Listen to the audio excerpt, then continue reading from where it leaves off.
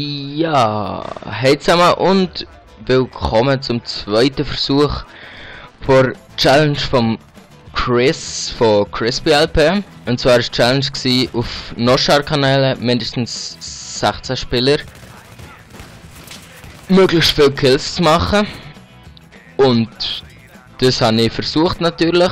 Das ist schon der zweite Versuch.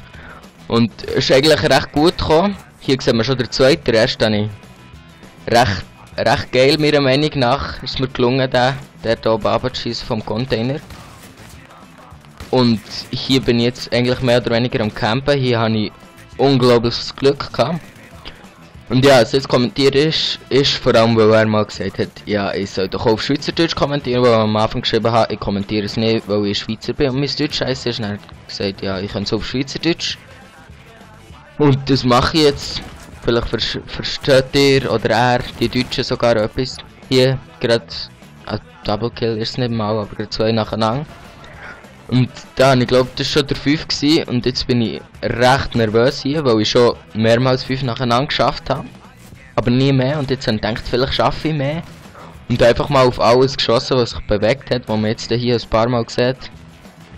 Warte, wo ist es? Ich glaube, hier kommt jetzt einer.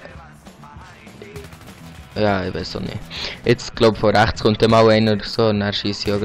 Ja, den habe ich genommen, den habe ich schon mal gewusst. Yes, mehr als 5. Den habe ich nicht verwünscht. Und hier Granaten habe ich Glück gehabt, dass es eigen war.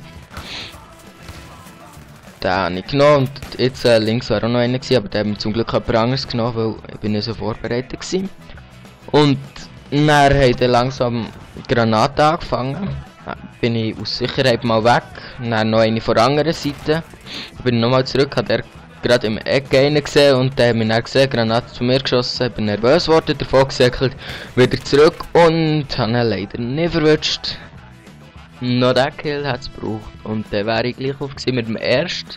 Der hat nämlich 8 Kills gehabt, ist natürlich ärgerlich, weil 7 ist schon recht nach bei 8, aber ich würde sagen, ich gebe mich zufrieden mit 7, weil ich meine, ist immerhin etwas, und sage dem auch Tschüss.